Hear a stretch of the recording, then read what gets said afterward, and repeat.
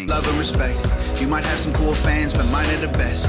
We've been through it all, went to war when duty called. Never left a man behind, we move as one is super strong. I don't want followers, that implies I'm the leader. I'm not the captain, I just gave them something they can believe in. I hold the lamp in the darkness, but they're the light that I needed to see the road that we walk in between the angels and demons. And my fans have my back. Hate us if your feelings don't like facts. And my fans will fight back. Beat you with the keyboard you've been using to write back. I guess we need each other like both sides of the battery. We the army, we the homies, we the gang, we the cavalry. We're brothers and sisters, we hold it down like we gravity. Can't nobody break the bond that made us all family. Me and my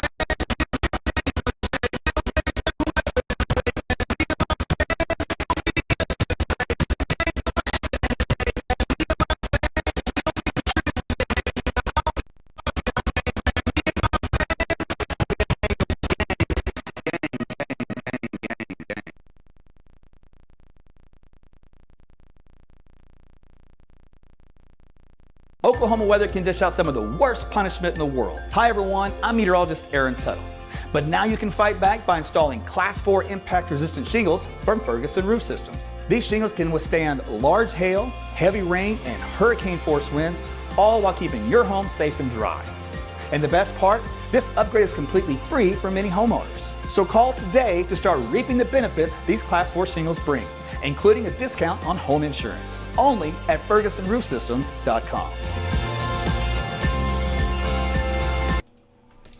Hey everyone, meteorologist Tuttle with you, checking in on a Monday night, almost about 9:40. We're going to talk about the forecast for your winter storm that's coming up. But first, we have to deal with the severe weather that has been developing over across North Texas into southern Oklahoma. As a matter of fact, we have had a tornado warning issued a few moments ago for parts of southeastern Oklahoma. So we're going to take a look at that as well. So thanks for joining me. Please like and share this video. Put it on your walls so that others can see the live severe weather coverage. You guys out there on YouTube and Twitter, appreciate you watching. And on Facebook. And again, if you're having trouble on Facebook getting notifications, you can tap the link I just posted and sign up to get notified that way through your instant messenger. Okay, so let's take a look here at the big picture first off here across the state. Showers and thunderstorms have been developing out here across central and southern Oklahoma. So this will be the trend for the remainder of this evening. Now, north and west Oklahoma, everything's quiet. We have a cold front moving in. What you see the numbers on the screen are the dew point values, which represents a lot of moisture in the atmosphere. And you need those dew points into the 60s really to get a good magnitude of severe weather. And we have that here across eastern Oklahoma and then down to northern Texas as well. They've had a lot of reports of some hail and some damaging winds, so more storms down there. All right. This tornado warning out here is going to be south and east of Oklahoma City, so it will not be coming in our area, only down here across southeastern Oklahoma, heading toward eventually Clayton, in between there and Kiowa, heading just east of Atoka right now. They had a little wall cloud that rolled through the Atoka area earlier on, did not produce a tornado there, so this is going to be a radar indicated tornado warning for this area. It also has a severe thunderstorm warning in there as well. So the tag is a tornado possible with damage threat considerable.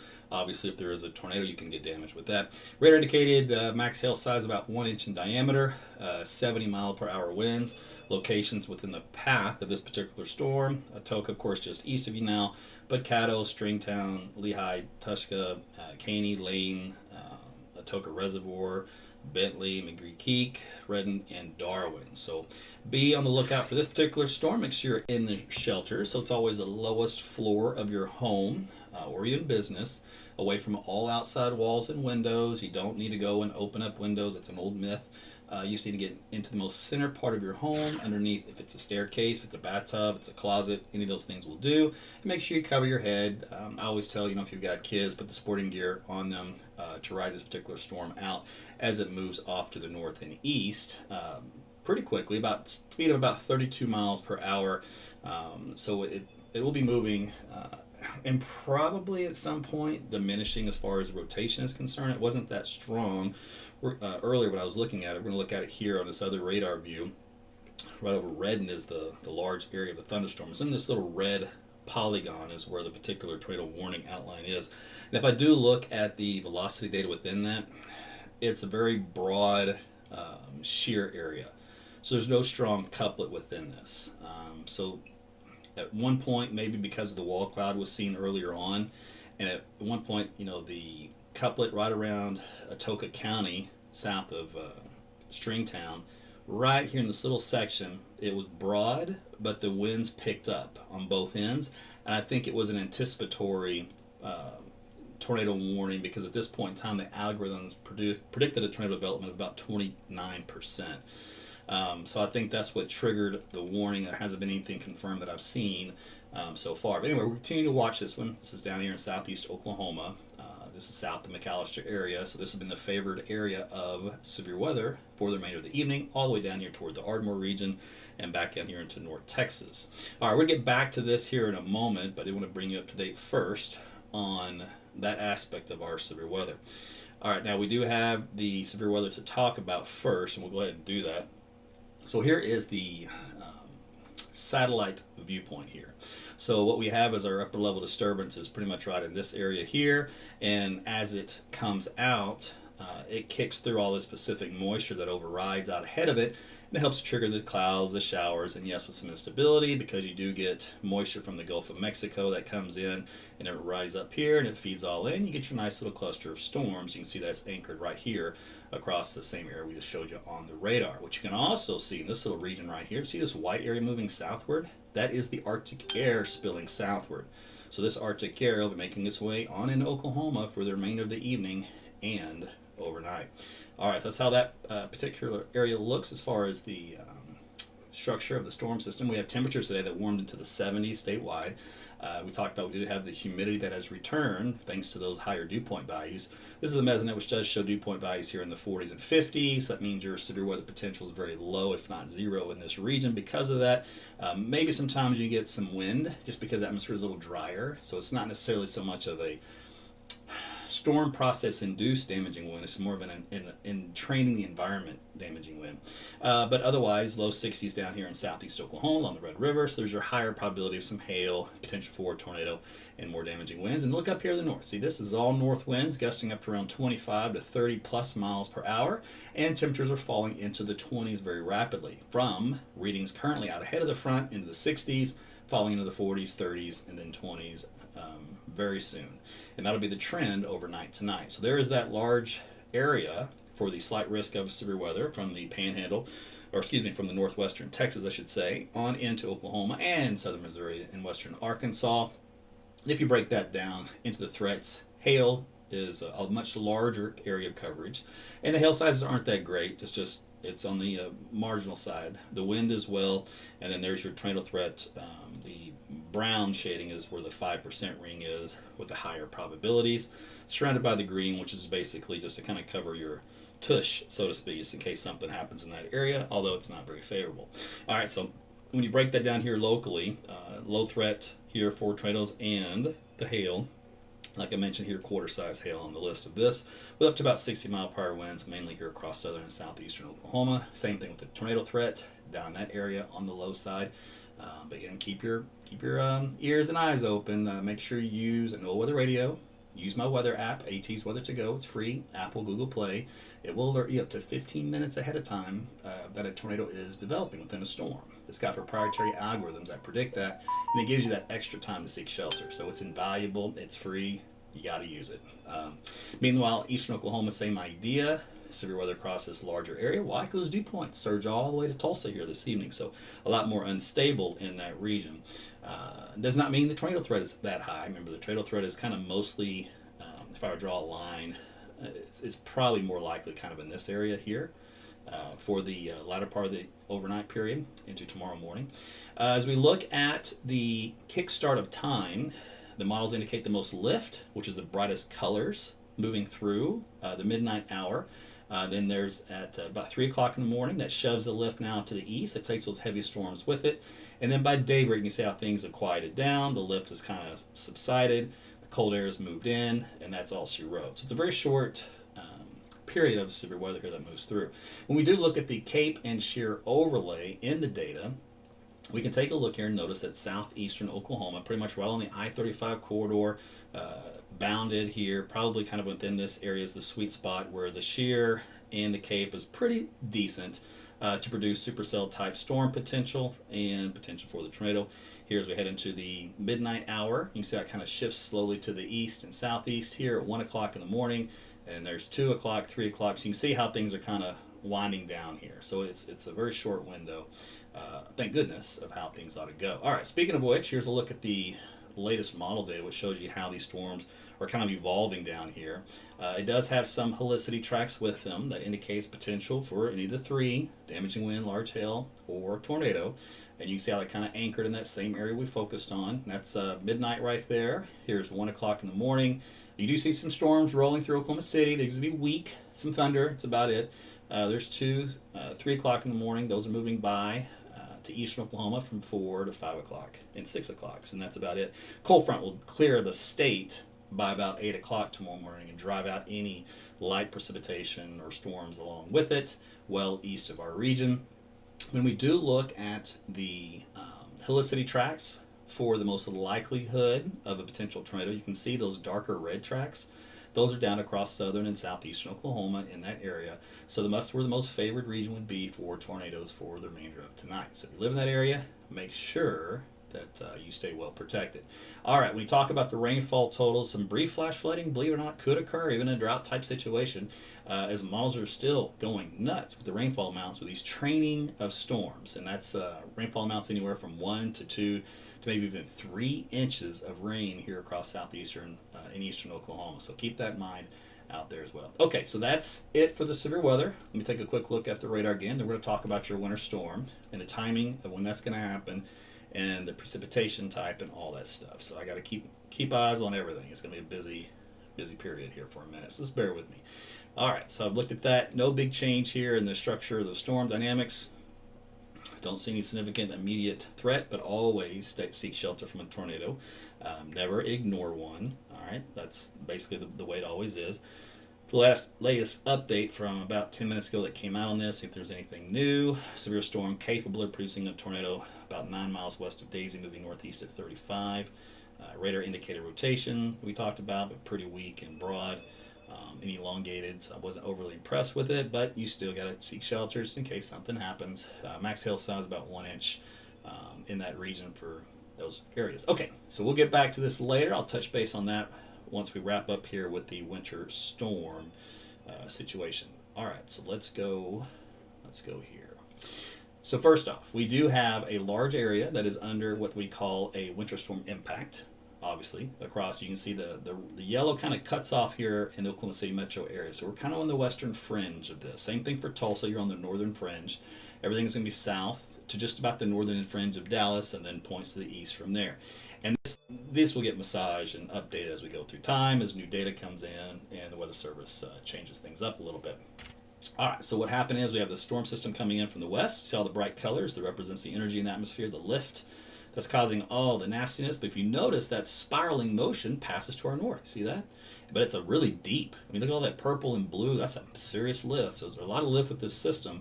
And our takeaway from here is not the exact track of that upper low that's kind of filling in here and falling out, but the fact that we're in a southwest flow aloft, which overrides the cold air at the surface. And that's what sets up this overrunning pattern of winter precipitation. So if we look at the cold air spilling southward, take a look where it's coming from, due south, just blasting through Oklahoma.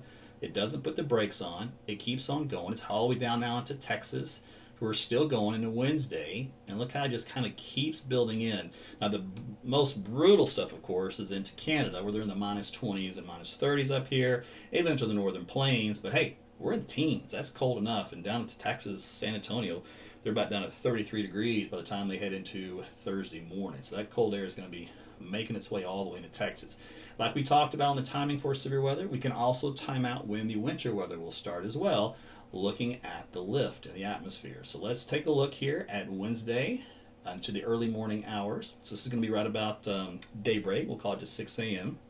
Now, what you're looking to focus on is the fact you see all this orange. This also represents mid-level lift in the atmosphere, which squeezes out that precipitation, whatever moisture is out there.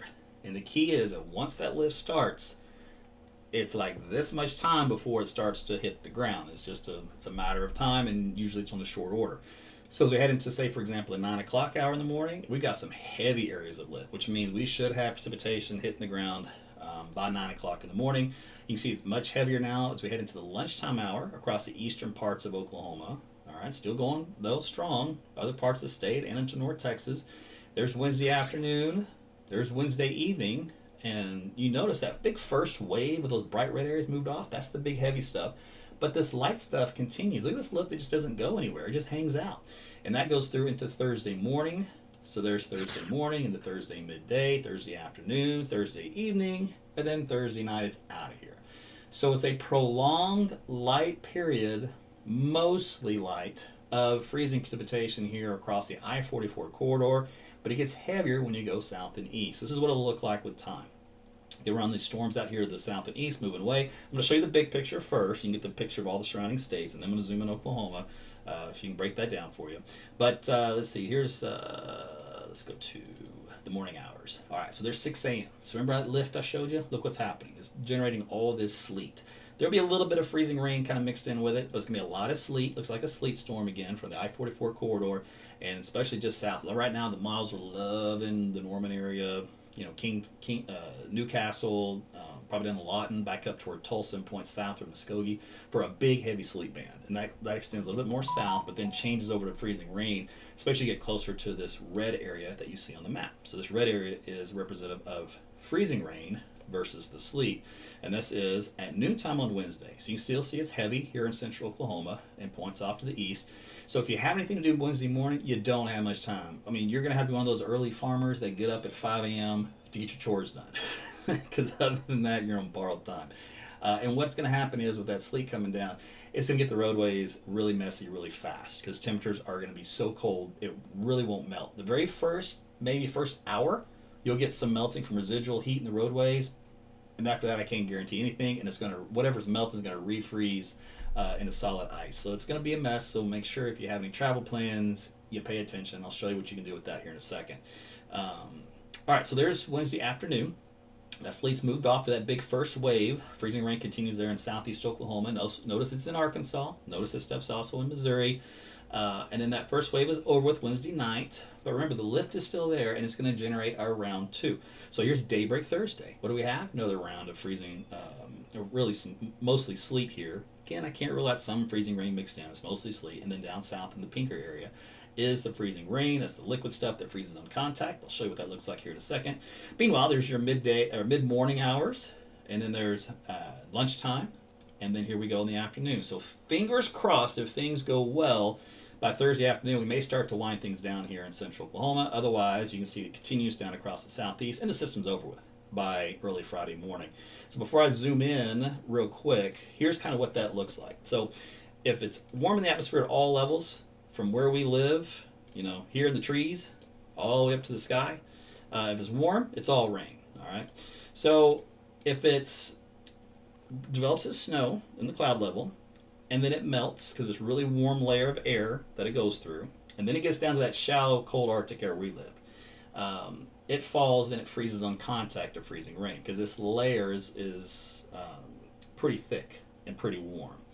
Now, for sleet to happen, it's a little different process. You still have the warm layer aloft in the atmosphere, very thin, but it's not only is it thin, but it maybe not be quite as warm. And so what that happens is it allows this Arctic air mass to be thicker, and if it's colder and more dense, then that means there's more time for these raindrops to then refreeze as little pebbles or little balls as it hits the ground. So what's the difference between the two? In this case, you get power outages galore if you get enough accumulation, heavy on the lines, trees, etc. And about 1/4 of an inch of thickness will do that, or more. Anything more than 1/4, you're in trouble. Sleet, thank goodness, doesn't really mess with the power lines, so it's not a big problem with power outages, but roadways go downhill. And of course, you know what snow is. Snow is cold at all levels of the atmosphere. All right, so that's a quick breakdown of the different precipitation types, because I often mention that, but don't always explain what's sleet, right? What is this stuff? Is it ice? Yes, it is. Okay, so let's go to a closer view of Oklahoma as we talked about, and we'll go into the morning hour. Again, if you guys are just joining one timeline here, 6 a.m., 9 a.m. So like I said, if you have plans here in Oklahoma City, it should already be going downhill by 9 o'clock in the morning. Freezing rain in the sleet mixture through lunchtime. There's 3 o'clock in the afternoon, and there's the evening. starting to wind off and move away. Still residual overnight, still light stuff around, because remember we have that broad lift that doesn't really leave. And then we have the secondary round that just develops on top of us. Again, sleet mixture here, I-44 corridor, freezing rain once you get down to the south and east. As we go into the morning hours, some heavy stuff. That's what the little harder blobs on the screen represent. So there'll be pockets of some heavy stuff. Otherwise, overall light, which is some good news, which means not everybody's going to get hammered, but there will be a prolonged period, which is like it'll kind of like a sneak up on you kind of a deal. All right, so there's noontime on Thursdays. We talked about things trying to wind down by Thursday afternoon, so good riddance to this whole deal. Now, precipitation amounts. Let's take a look at this. Short-term high-res freezing rain guidance indicates anywhere from a glazing of freezing rain accumulation here in central Oklahoma, northeast Oklahoma, so that's Oklahoma City and Tulsa. Otherwise, as you travel south of I-44, and the more you go, the more it's all freezing rain and no sleet mixed in. Therefore, the freezing rain totals get up here. And this is only going through Wednesday evening. This is the first round. And this model already has 1/4 of an inch or more, up to almost 1/2 an inch in some areas along I-40 here. So this would be your biggest power outage issues for the first wave of this storm in this area here. So that's around Muskogee, points to McAllister, back down to Pauls Valley, Paoli, that kind of deal. So what does that mean for Oklahoma City and Tulsa? It means the first wave is mostly a nuisance wave. Not a power outage wave, it's a road conditions wave, because what this map is indicating or showing you is that there's a fine line where we have just a little bit of freezing rain here, but there's very little that even shows up in the accumulations because it thinks the bulk of this stuff is going to be sleet. All right, so that's the difference in the model data and the output. Now that's the short term, or just looking at one wave of this. Now we add in the entire wave for Wednesday night and Thursday. And this is going to go on the European model, and I will admit to this, European has been solid. It has not wavered.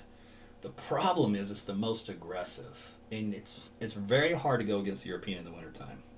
It's one of the best models out there. And it does have a mixture of freezing rain and sleet. Now, on this particular map, it doesn't know the difference between the sleet accumulation and the freezing rain accumulation. So here, in this part, even though it's got some higher numbers, don't sweat it. I think this is still going to be mostly sleet accumulations over this period of time. A little bit of, freezing rain, yes, but that's the most of it down. This part here is the freezing rain accumulations where, yes, you should sweat it. We're looking at amounts up to around 1/2 an inch or more, which again, a devastating ice storm. Again, this is the European data. Other models aren't as bullish. We're still early in the event, but this hasn't wavered, and that concerns me. So we're going to watch it. We'll come back to it. For example, if you look at the American model, it breaks down where the sleet and the freezing rain is. It's got the freezing rain in southern and eastern Oklahoma, but not quite as much, about 1/4 of an inch, some places maybe up to 1/2. Not too far off from the European, just not as aggressive. But it has a lot more of that sleet mixed in, especially, this is the Tulsa and Oklahoma City line right here. So it kind of has a little bit more of that sleet mixed in south and east. But otherwise, we're kind of on the fringe, if you noticed, on the significant accumulation side. So we'll watch those carefully as well. Meanwhile, snowfall amounts, it's not a big snowmaker. So don't get excited, kids. This is not going to be a deal where you can go out there and build some snowmen. We're talking about a dusting, a skiff, and that's about it. All right, temperature-wise, obviously, we've got a cold front coming in. The Arctic air comes in overnight tonight. When the front does pass in one particular place, very low probability, but when it does, at any given time, there'll be a little thin band where you might squeeze out a little bit of light precipitation, a little drizzle or sprinkles. It's nothing heavy. It might be just enough to cause some slick spots on bridges and overpasses. That's the only reason why I mention it. It'll be short-lived though, and the winds would dry it off rather quickly. So it's almost not even worth mentioning. It's just if I don't, something freaky happens, I don't get blamed for it. So just keep in mind if you're heading out late tonight, early tomorrow morning, if it looks like it might be a little windy or wet, or there's a little something on your windshield, you need to be careful. Okay, so anyway, temperatures. We will continue to fall across the state tomorrow. So in the afternoon, we'll rebound maybe into the lower 30s across the southern half of the state. Otherwise, still some 20s up there in the north. And then as we head on into Tuesday in the morning hours, Wednesday in the morning hours, we drop further into the teens. So this is another reason why we have any winter precipitation at all. It doesn't melt. Doesn't matter how warm the ground temperatures are. And they're warm, I'll give you that, but it won't matter because the roads don't care about that in this situation. When you have temperatures this cold, especially during the day, it's a flash freeze event, and you don't want to be out there. Otherwise, driving on ice is one thing, driving on snow is another. That's just the way it is. All right, so temperatures in the single digits Wednesday morning in northern Oklahoma, teens elsewhere. As we head into the afternoon, a little bit of a rebound. Still the teens, though, primarily across the entire state. As we head into Wednesday afternoon, that's it. We're going to top out. Now, there will be a lot of wind with this system, which is going to aid to the power outage issue, of course. Now, we got the winds for tonight just from the overall environment changing in advance of the cold front. But here is the front itself here going through Tulsa, Oklahoma City, etc., going through 3 o'clock in the morning. So we'll have winds gusting up to 20 to 30 miles per hour with that. Ooh, get back where it was. As we head into 8 o'clock in the morning, see widespread winds around 20 to 25. Still might have a few gusts higher than that on Tuesday in the afternoon hours. Does slack off just a hair, but then it picks right back up in the evening. And these are winds here for Tuesday night now into Wednesday. Still gusting close to 30 miles per hour at times. So that, again, that is a deal that'll add a little stress to any ice-covered trees or power lines, etc., etc. All right, the good news is, though, the winds by Wednesday afternoon do calm down. So the secondary round or wave of precipitation that comes in doesn't have the wind to go along with it. So that is some good news in this particular event. If it was blowing wind strong the whole time with additional ice accumulations, then we got a problem. Okay, so real quick, your temperatures for the wind chill values. We're going to be outdoors at all on Tuesday. Just to let you know, we're talking single digits up north. Feels like in the teens and 20s south. As we head into Wednesday, there's your really bad day with wind chill values starting off below 0 across a good chunk of Oklahoma. All right, and then we get into the afternoon periods. There might be some rebounds. Those winds start to slack off a bit Wednesday afternoon, but still, it's going to feel like it's in the single digits. Not much different from the actual air temperature. So you can succumb to some serious situations if you're outside for too long. All right, now the models and et cetera are horrible with Arctic air, so caveat here, obviously we'll have falling temperatures Tuesday, so this will just be a cold day, brutal, and then Wednesday much worse. Thursday, I really don't see much improvement at all because of the secondary round of precipitation. Friday, same thing. In the afternoon, will we get above freezing? I doubt it, so we can knock a couple degrees off of that, but Saturday may be the first day that many of us get above freezing, at least for a little bit, but then Sunday's where we just bust through it, and we're looking good at that point in time. All right, I did mention, what do you do with, by the way, let me check the simmer. No, it's not in. Okay, so what do you do if you are traveling and you want to know, how are the roads? Well, like I mentioned before on my website, AaronTuttleWeather.com, you can go up here to the Weather Data tab, come down here to the multi-state road conditions. You can look at all these other things on here too. There's a lot of other helpful stuff. You have a weather radar map, which you can do future forecast on it, etc. But we'll focus on this, which is the multi-state road conditions. If you scroll down, you'll have the Oklahoma City snow route, which I guess we might call it an ice route, but it won't be that. And then I'll have to reload the page. So I don't know. I had a DNS issue with my computer where every page I opened up with Google Chrome says not there. It's got to reload. It's a pain. I got to fix that. But anyway, so these the state will change colors with the roads when they do get positions where you can't travel on them. And you'll see little cameras you can click on, so you'll see exactly what the state is. Same thing for these. You can click on these little video cameras and a window will pop up. You can make it big so you can see exactly how traffic's moving along or if it's not moving along at all. And in Kansas, same idea. You could always check the conditions up there. And if you guys down there in Texas, same idea. This thing will load as well. I have to reload it. But in Texas, you can do the same thing. And in Kansas also. I don't have Missouri because I don't think they have a public road systems network. I'll need to double check. I do have the surrounding states for that. And that's what I have for you for there. All right, so that is the total everything to cover. Let me see. The tornado warning that we looked at earlier is long expired. So to my knowledge, it never produced a tornado. It did not look like it was going to, so I wasn't worried about it. Trust me, I will have when I discuss those storms and I'll tell you what they look like in the structure, I will let you know if I really think there is going to be one, and I'll spend a lot more time on it, and etc. I will say always, though, at the same time, you never discard a tornado warning. So it doesn't matter if I tell you there's not going to be one ever, that it's not possible. If there's a warning, you just take shelter. There's no need to sit there and pick a fight as to whether or not it's going to happen or not happen and argue about it. It's for your safety. Just do it. It won't last long. But what I will do is give you peace of mind as to whether or not there is one, there isn't one, and likely will not produce one. So I can walk you through all the stuff that we're seeing on the radar, and that kind of, you know, helps you out. So when it comes to severe weather coverage, we'll do that. A lot of times I'll take the map and I'll toggle it off the radar so you can see what's underneath, and we actually look at the land. And most of the times here in Oklahoma, if you're new here, when you get these tornadoes, it's like a needle in a haystack where they are over lots of open farmland, and there is nothing in the way but some trees or dust or cow troughs, and that's just the way it is, which is good. Trust me, it'd be horrible if we were a densely populated city area, you know, like on the East